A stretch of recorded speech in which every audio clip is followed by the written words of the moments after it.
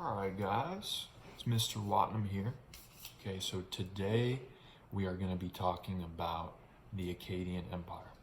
Okay, so for over 1,000 years, Sumer was a land of independent city-states.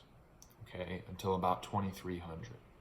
Okay, what happens in 2300 is a much more powerful group from northern Mesopotamia. Okay, so up where the hills are, remember when the Sumerians left the hills because they ran out of food? Okay, so from up in that area that they left, we see a group of people, very powerful, called the Akkadians emerge. Okay, they're going to be led by a man named Sargon. Okay, King Sargon is going to be the leader of the Akkadian Empire. He's going to be the one who first conquers all the city-states and organizes the formation of the Akkadian Empire. Okay, so, and he does this in 2300 BCE. Okay, the Akkadians are going to come in and they're going to conquer all of the Sumerian city-states. Okay, so it becomes very, for historians, it's a very big moment. It's when King Sargon is going to he's going to defeat the ruler, the king of the Sumerian city-state called Uruk. Once he does this, he's going to officially have brought all of Mesopotamia under his control. And why that's so significant is because he's going to be the first, he and the Akkadians are going to be the first to establish an empire within the world. Okay? So how did Sargon establish his empire? How was he able to do that? So Sargon was a very strong and very skilled general, a very powerful man overall. Okay? And one of the ways he was able to build his empire, okay, was because he used very, very effective military strategies. Okay? He is going to be one of the first that is going to teach his men how to fight under formation. Okay, so after he assembles a large army, he's going to teach his soldiers how to fight in very tight formations. Now, fighting in formation as opposed to fighting wildly, of course, is going to greatly, greatly improve the effectiveness of one's army, okay, with formation. And the formation that he trains his soldiers to fight within is going to be the basis for many, if not most, of the military formations we will see throughout the ancient empires and ancient civilizations. Okay, so his basic formation is he has shieldmen, soldiers with shields standing in front, very tightly together, okay, almost effectively making kind of like a line or a wall of shields. Okay, behind them is going to be spearmen or soldiers with spears. And what they're able to do is they're able to attack while defended, because you got the shield people in front, and their main goal, their main purpose is to be defense. Okay, and then behind them you have the spearmen who are ready to come out and attack from behind defenses, from behind the shields, poke out from the holes in the shields and attack with their spear. Okay, this formation is going to be very similar to the much more advanced formations we're going to see, you know, hundreds of years down the line, thousands of years down the line. Okay, but using brilliant military tactics, Sargon is going to be able to add a massive amount of territory to his empire. Now, of course, if you were to look at the map, and you can do so in your text, map of the Akkadian Empire, you will see that it's dwarfed in comparison to, for example, the Roman Empire later. Okay, but for his time, being that it's the first empire, he is able to, using his military tactics, add massive amounts of territory to his empire.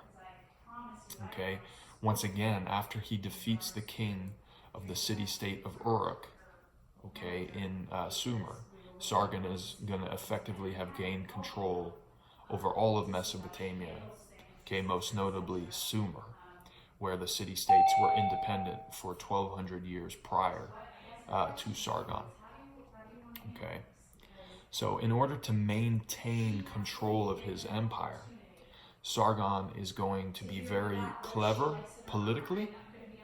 He is also going just to be very strict with how he operates. Okay, so one of his main strategies is, you remember when we were discussing the city-states of Sumer, and how one of their defenses was they constructed a wall around their city. He's gonna destroy most of these walls after conquering the city-states. He's gonna completely destroy them. Okay, and in his mind, and perhaps in reality to some extent, okay, defenseless people without the wall, they're just defenseless, and they're going to be much less likely to rebel against him sitting there completely defenseless. Okay, he's also going to demand that the governors or the people in charge of the city-states are loyal to him. Okay, if he for any reason does not believe a governor's loyalty, he will dispose that governor and replace them with one of his own men. Okay, this is going to, of course, keep the people in power, keep the people controlling or maintaining the city-states. This is going to keep them loyal to him. This is going to help solidify Sargon's rule within the Akkadian Empire. Okay, King Sargon is going to live to a very old age, and he will decree that his sons will be his successors. Okay, he is a legendary man because he, along with the Akkadians he led, are going to create the world's first empire. Okay, which is quite the achievement.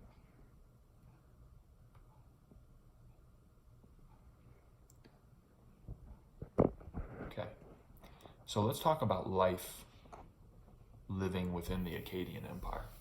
Okay, so Sargon's going to rule his empire for more than 50 years, okay, which is a very, very long time, especially by ancient standards, okay. 50 years is just, for an ancient person, that's just incredible, okay. So during his rule, he is going to establish the empire of Akkadia's capital city, which is called Agade, Agade. Okay, this is located in northern Mesopotamia. Okay, and he's going to build this marvelous city, this marvelous capital city, using tribute collected from the people he conquered. So remember, tribute is wealth sent from weaker nations to stronger ones as a token that they are saying, hey, you are superior. Okay, and so using the tribute that was being sent to him from the places that he conquered, the city-states he conquered, he was able to finance the construction of his capital city of Agade. Okay, this is going to become one of the most rich and powerful cities in the world during its time.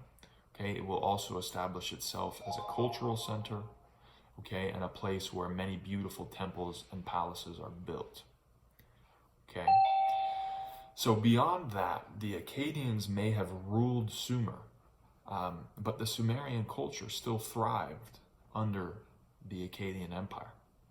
Okay, the Akkadians were using the Sumerian irrigation techniques to farm. Okay, so the Akkadians adopted the Sumerian farming techniques in order to keep their empire fed. Okay. In order to record information, the Akkadians also adopted the Sumerians' writing system of cuneiform, okay, as well as they were also worshiping the same gods as the Sumerians, albeit by different names, okay. So we see Sumerian culture thriving under the Akkadian Empire via means of farming and agriculture, okay, writing, and religion. Okay, they were worshiping the same gods. Okay, so Sargon did a very good job. He established the Akkadian Empire, Okay, he desired that. He said this empire will last for 1,000 years. Okay, but because this was the first empire, this was the first time such a large area of land was controlled by one government, one ruler. Okay, future kings are going of Sargon's empire, the Akkadian Empire, are going to find it very difficult to keep the territory under control. Okay, so after some time, because they're struggling to keep the territory under control because of its size, the empire is going to start to weaken. So it's only after about 200 years that the Akkadian Empire is going to fall to new invaders that are going to come in from the northeast.